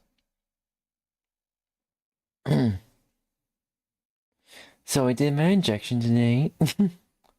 Okay, so chatter, blitzies, who are new here. I'm not sure if you if you've already seen all the tags, but I'm trans. That's not new. That's not new. I literally don't know what to say. While YouTube is loading. Iraq war veteran James Hackamer had survived a landmine explosion, spent 6 weeks in a coma, and endured several clinical deaths. For him, a ride on Darien Lake's Ride of Steel was more than a thrill. It was a step back toward feeling alive again. But only minutes after the coaster began its climb, James would once again find himself on the edge of death. Today I'll tell you about 5 incidents when an amusement park turned, in an instant, into a park of horrors. Chat, chat, I have a question. What if Shadow the Hedgehog, was a different kind of edgelord? What was the Lord of Edging? But always, viewer discretion is advised. 1. James Hackamer. On Friday, July 8th, 2011, James Hackamer had one goal in mind: to ride every roller coaster at Darien Lake Theme Park in New York. surrounded by his sister, nephew, and 2 little daughters, Callie and Mackenzie. He was energetic and full of life, different from other visitors only by the wheelchair beneath him. In 2008, in Iraq, his armored vehicle hit a landmine. The explosion tore off both his legs and damaged his internal organs. Despite 2 cardiac arrests and 6 weeks in a coma, James survived, learned to walk on prosthetics, and became a symbol of strength among wounded veterans. He often said, "I lost my legs, but not my life." That day, he chose the Ride of Steel, the park's tallest coaster, standing 63 meters high. With help from his... I heard of the story.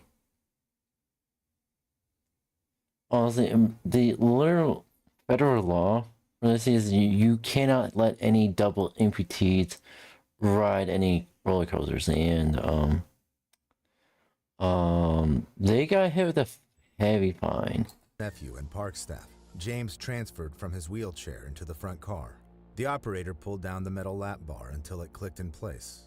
It was designed to lock across the rider's thighs and waist. But since James had no legs, it didn't secure him properly. He noticed it and asked if everything was safe. The operator replied, "1 click is enough." The train began its climb from the very top. As the coaster rose toward the second hill, about 45 meters high, a sudden gust of wind blew his cap away. He reached for it. Himself, James slipped under the lap bar. Witnesses saw him lift from his seat, strike the front of the train, and disappear beneath the track. Within a minute, paramedics found him on the grass below. The impact had caused a traumatic brain injury, multiple fractures, and massive internal damage. Injuries no one could survive. Witnesses told police the same thing again and again. His hat flew off, he reached for it, and then he was gone. Investigators confirmed the ride was mechanically sound. The failure was human. At the entrance of Ride of Steel, a sign clearly read, "No riders without 2 legs." Yet the operator who ignored that warning was never held accountable. The only justice the family received was a 7-figure settlement, money that went towards securing the future of James. Yeah, the employee, even though the employee was never charged, the employee was definitely fired. Was definitely fired and blacklisted. James's 2 daughters. After the tragedy, his sister said quietly, "They told us he wouldn't survive the war, but he lived 3 more years. Those 3 years were a blessing." Some rides are truly unsafe for people with amputations, but sometimes even an ordinary person is never completely safe once the ride begins. You know, even though it's rare for roller coaster accidents to happen nowadays, I'm so petrified of roller coasters. And it doesn't help the fact that I do have acrophobia, which is basically fear of heights. I am afraid of heights. And it doesn't help the fact that I'm a cat girl. 2. Rosa Esparza. On July 19th, 2013, 52-year-old Rosa Esparza arrived at Six Flags over Texas with her family, hoping for a simple day away from everyday worries. They made their way toward the park's tallest attraction, the Texas Giant, a hybrid steel and wood coaster rising more than 45 meters into the air. On the loading platform, Rosa took a seat on the 3rd row while her family sat near the front. When the operator lowered the lap bar, Rosa hesitated. At just about 1 meter 57 tall and weighing a little over 90 kilograms, she felt the bar didn't press tightly enough against her body. "It's not fully closed," she said quietly. The operator leaned in, checked the lock, and repeated the notorious line, "1 click is safe."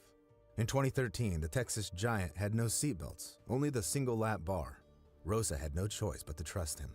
As the train climbed the 45-meter hill, Rosa smiled at the view while her daughter and son-in-law waved from the front row. At the top, the cars plunged forward, accelerating to over 100 kilometers per hour. Passengers later recalled seeing Rosa bracing herself, pushing hard against the seat. But the force of the drop lifted her free. She screamed as her body was thrown from the car, struck a steel beam, and fell nearly 23 meters onto a metal roof below. Her family saw it happen. Again, the employee was fired. And it screamed, begging for the ride to stop. Paramedics quickly climbed onto the tunnel roof. Even they, people who had seen countless injuries, could hardly believe what they were looking at. The impact was so powerful, it had nearly torn Rosa's body in half. The next day, flowers and candles covered the park's entrance. One sign read, "Safe rides are not a privilege." The investigation confirmed what many feared. The single lap bar was never designed to secure shorter or heavier riders. The Texas Giant remained closed for weeks while the park installed additional seatbelts, new waist restraints, and test seats at the platform so visitors could check their fit before boarding. The case was settled quietly out of court. The family received an undisclosed compensation, though reports suggested several $1 million, but no amount could replace a mother who simply came to spend a happy day at the park. But sometimes even a water slide can become a killer when the attraction's action park ambition goes too far. 3. Caleb Schwab. On Sunday, August 7th, 2016, the Schlitterbahn Water Park in Kansas City hosted a special event known as Legislators Day, meaning it was reserved for families of state legislators. And among the guests were the Representative Scott Schwab and his wife and their 4 sons. From below, they watched in awe as the park's main attraction towered above them. 𝙂𝙚, the insane one. Standing 51 meters tall, higher than Niagara Falls, it held the record as the tallest water slide in the world. That record was all 10-year-old Caleb Schwab could think about. While his parents waited at the bottom, Caleb and his brother began the long climb to the top. At the launch platform, an operator explained that each raft needed exactly 3 riders to stay balanced, and that 2 children couldn't ride together. Caleb's brother stepped aside to wait for the next run while Caleb took the front seat with 2 women behind him. The operator checked their straps, made sure everyone was gripping the handles, and the child should have been in the middle, not in the front. That's the mistake that the employee made. Signaled for release. The raft dropped into its first plunge, accelerating to 110 kilometers per hour. According to the design, it was supposed to slow slightly on the second rise before gliding to the finish, but something went wrong. The weight in the raft wasn't evenly distributed. Caleb, who weighed just 34 kilograms, sat in the front, while the 2 women behind him together weighed over 200. The center of mass considerably shifted backwards, lifting the nose of the raft into the air.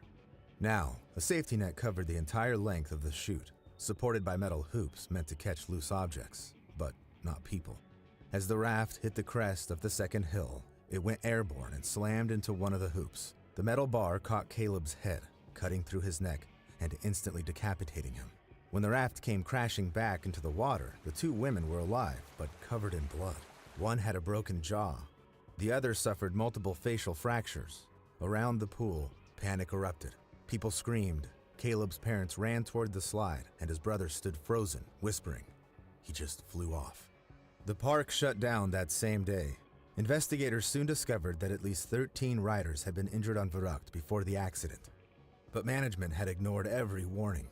What's even more infuriating, the slide's lead designer had no formal engineering degree or state certification required for high-intensity rides. And testing had been done without official oversight. The park's owners and designers were charged with involuntary manslaughter, but the case was dismissed in 2019.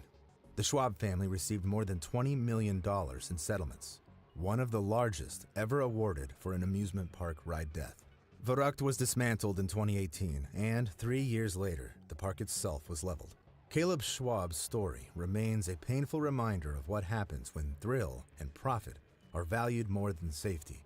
Yet 35 years before this tragedy, in another Kansas City park, death didn't come for a guest. It came for a young man working to keep the rides running. 4. William 𝙂𝙀. On July 9th, 1981, while the Worlds of Fun Park in Kansas City was shifting into its evening rush, 20-year-old William 𝙂𝙀 entered a narrow tunnel beneath the Zambezi Zinger roller coaster. It was his first summer job, one he had taken to save money for college. That day, he had been asked to check a short section of a track and retrieve a tool that had been left behind during the morning inspection, a simple task that should have only taken minutes. According to safety protocol, the ride operator was required to stop the coaster, record it in a logbook, lock out the system, and confirm over the radio that power had been cut. Only then could a technician safely enter the track area. But the radio in William's pocket stayed silent. He assumed the operator had already locked the controls and simply forgotten to confirm it. William stepped under the supports, surrounded by the smell of oil and hot metal. The system had been powered down. William lifted his head, instinctively searching for a way out, but there was nowhere to move. The first car entered the tunnel. At that same moment, the operator tried to reach him on the radio, and the silence that answered told him everything. The train roared through the passage so low that the steel undercarriage struck William's head. The blow was sharp and lethal. The ride was stopped immediately, and medics rushed to the scene. There was nothing they could do. The impact had decapitated him instantly. The investigation concluded that the equipment had not failed. The failure was human. The operator, rushing through routine steps, had not completed the lockout procedure, leaving the ride powered while William was still beneath the track. After the tragedy, OSHA, the Federal Occupational Safety and Health Administration, Hold on.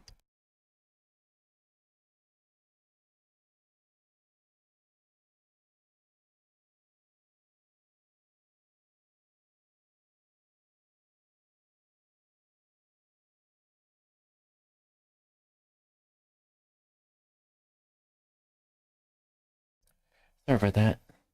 added the case to its national training program for amusement park workers. New technicians across the country were taught his story as a warning that even one missed switch can cost a life. Still, the real horror begins when terrified children start falling from the sky. 5. Big Dipper.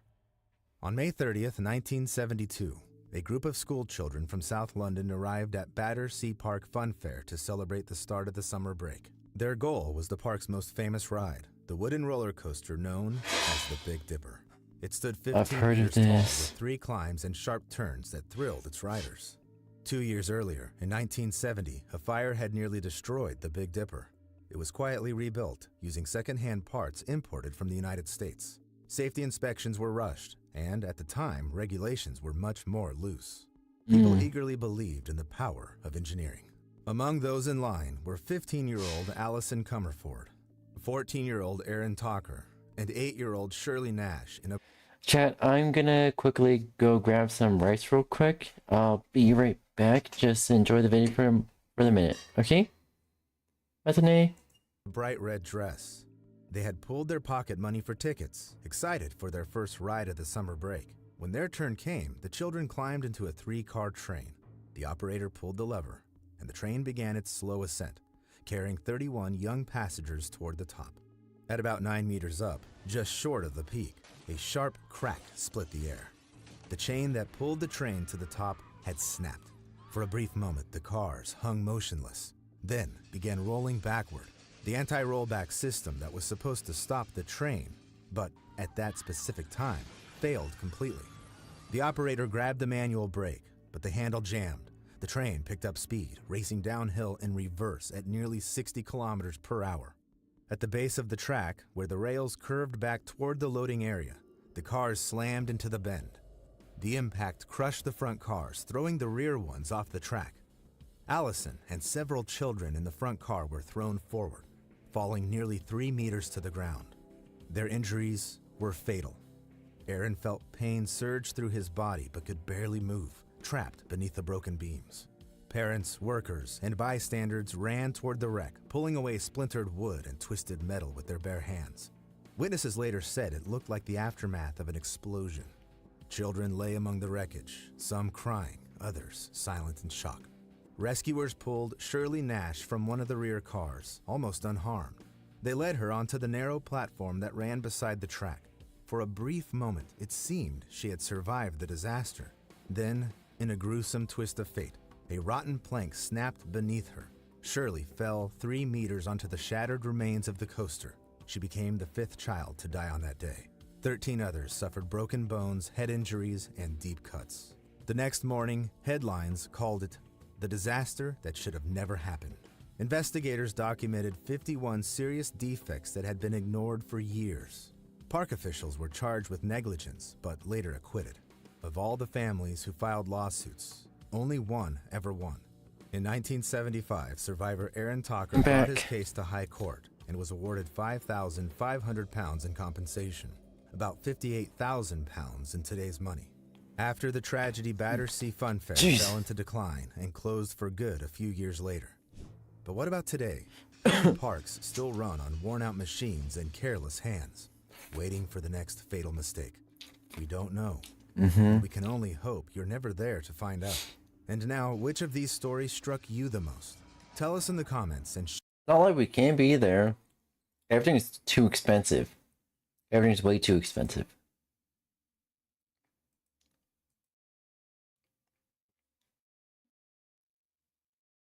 Imagine anything in Minecraft, but this in liquid form. Yep, so in this video, I've added more liquids to Minecraft. Just like my god. this. This is a slime liquid. This is really weird. So, yes, I can jump on top of this thing and it's gonna be bouncing me like this. If my code works, spawning 1 pig should spawn 100 pigs. Yes. Okay, this time I've made it so 1 bow shoots a bunch of arrows. Okay, 3, 2, 1, bam. Oh my god. Nice. Now, this is a TNT fluid. And it actually freaking works, surprisingly. Yes. So, I'm gonna be lighting this thing up and this is gonna be spawning. Yeah! Wow. Oh my god, why was it so fast? From here to all the way over there. Boom. Nice. This is a stupid pattern. Boom. Nice. Wow. Okay, this time I've made every single block like water. I'm gonna place on a block right here, and this should update everything. So this tree flows like water, and this is also gonna update every single block near it. And yeah, this has turned into a gigantic mess, and this tree log is flowing now. This grass block should be able to just trigger the other grass block on the other side as well. This is how strong 1 block of update is. Oh my god, this mountain, no, this hill is just flowing like liquid. I mean, what do you expect? Yes, the melting what do you tree. expect? This is very amusing to watch. So yeah, this is the entire wall just slowly melting away, except for the portal right here, because this portal is not meltable. Okay, so we're in a flat world, and what the freak? Why are they so ugly? Even the torch is slow, isn't it? Let me break this, and this is gonna update everything. Yes. Whoa. Okay. What if it's someone easy right here? Oh my god. This is very cool. Yes, this is the village house melting. Wait, I want to try something. So I'm gonna summon a tree. Summon a tree. Grow a tree. And this should make it so that the tree is just flowing. Nice. The flowing tree. Flowing tree. Oh god.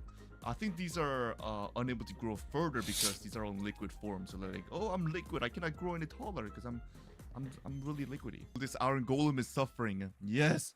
So I'm gonna go make everything back to solid blocks, but this time I have really weird liquid to show you guys. This is what it looks like me holding it. Yeah. It's so stupid. So this is the water fluid.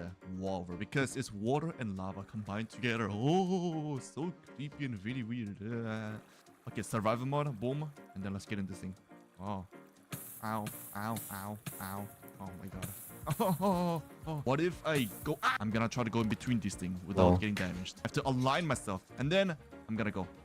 That was not that bad, yeah. So after getting destroyed by that would be little interesting. thing, I can go into this golden apple fluid and regenerate myself. Yeah. Okay, me versus a bunch of withers. Oh my god. Oh my god. Get in this thing. Oh. Yes, I can never die. I'm so freaking strong. Okay, 1,000,000 wardens versus me. Oh no. I'm gonna get destroyed. This is a sign of me getting destroyed. Oh my god. Wait, is this even possible? How do I have absorption health but no health points? What the frick? So what happens if the ice melts? Well, it becomes water. Okay, right? that's interesting. But what if the ice is still liquid? So this is a melted ice, which is water, but it's not water because it's liquid ice. Oh my gosh. Yes, the liquid ice becomes water because it's melted. It's so weird. It's so cursed. Okay, so this is lava versus liquid ice. Oh no, what's gonna happen? Oh no, the liquid ice is turned into water. This is a skulk liquid that spreads skulks. I can make this spread even more. Give me a second. Okay, this should be it. Boom. Oh my god. So as you see, now the skulk is spreading way faster. Nice. Okay, I shall place down a skulk fluid right here and see it destroy the entire freaking world. It's happening. Do you remember the infinitely flowing water? Well, what if I put that infinitely flowing water code into the skulk block? So we have just made contact on the ground and it is starting to spread relentlessly. So now you guys can enjoy this infinitely flowing skulk block. Just engulf this entire freaking poor Minecraft world. Oh no. Okay, so this is the acid fluid. So boom, this is the acid fluid and this is gonna melt every single block that it comes into contact with. So this fluid is really transparent, which is another feature that I really like. Okay, I'm gonna be melting this entire mountain with this acid fluid. The acid is flowing, but it is barely visible. But now it's visible because, as you guys can see, this wherever the acid is, it is slowly disappearing. Wait, oh my gosh, are those ice blocks? Because the ice blocks are now liquid, so they just made a really weird pattern. Yeah. This is the ice liquid.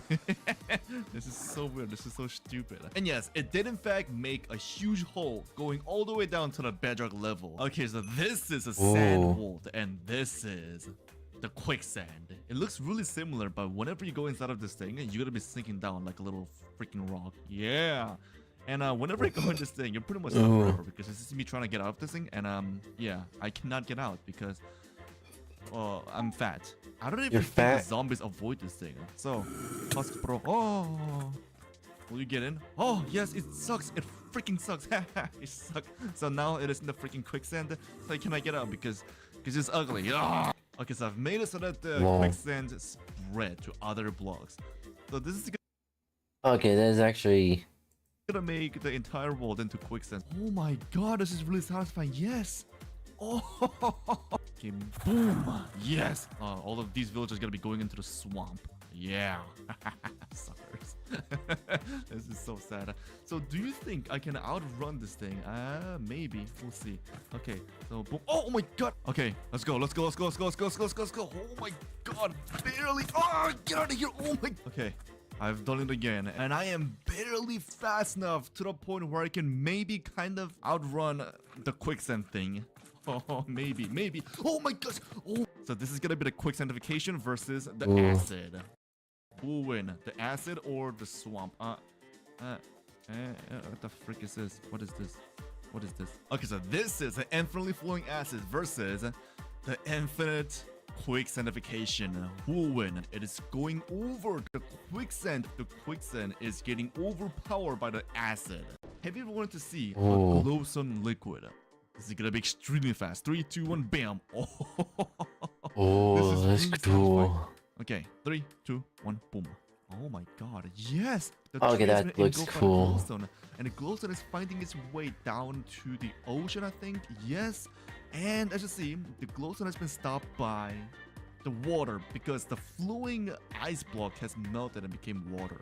So I've made the glowstone liquid black this time. So this is gonna be if the black liquids glow in Minecraft. Oh my god, that looks so weird. Ooh, redstone that weird. liquid. Boom. So this is the redstone liquid. So this can be used to activate a bunch of pistons in a sequential manner. So what if I make this thing spread just like the glowstone? This is gonna be extremely fast. Boom. So it's even faster than the glowstone. Oh my gosh, this is extremely satisfying. And boom. Whoa. So I think this could make the TNTs explode as well. This freaking flowing redstone. Let's see. Oh, yes, it does work. Yes. So I have also created the redstone lamp liquid. So this looks like a cursed redstone block, but it, but it works. Check this out. Yes. It's a redstone liquid. It looks like a liquid, yeah. I need a redstone liquid. I'm gonna infect the on state. Yeah. So as you see, the on state gets infected throughout this fluid. Okay, so this is an infinitely flowing redstone lamp. Who in the heck would have thought about making an infinitely flowing redstone lamp liquid? Only me. So once this thing reaches this torch, it's gonna start to light up. So this is the fast forwarding motion of the infinitely flowing glowstone liquid getting infected by the redstone-ness. So this is a really stupid fluid I made, and this is the all. Yeah, it's the all fluid. So whenever I am on top of this all fluid, it's really slippery. I almost have zero friction. Look at this. So this is a rail block, and this is the rail fluid. Yep. Boom. As you see, the minecart follows a rail's track. I don't know how I made this, but it works. Like the only thing I did was to make the rail pretty much like just float on top of this thing, and it just follows a track. I'm really surprised by the fact that this thing just automatically works. Okay, that is something and a half.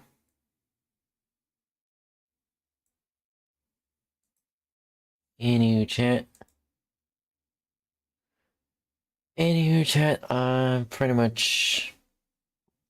What's all the stream avatars? Oh, that's offset. That is all massively. There you go. But yeah, I'm pretty much gonna be ending off stream here. It's a pretty chill stream.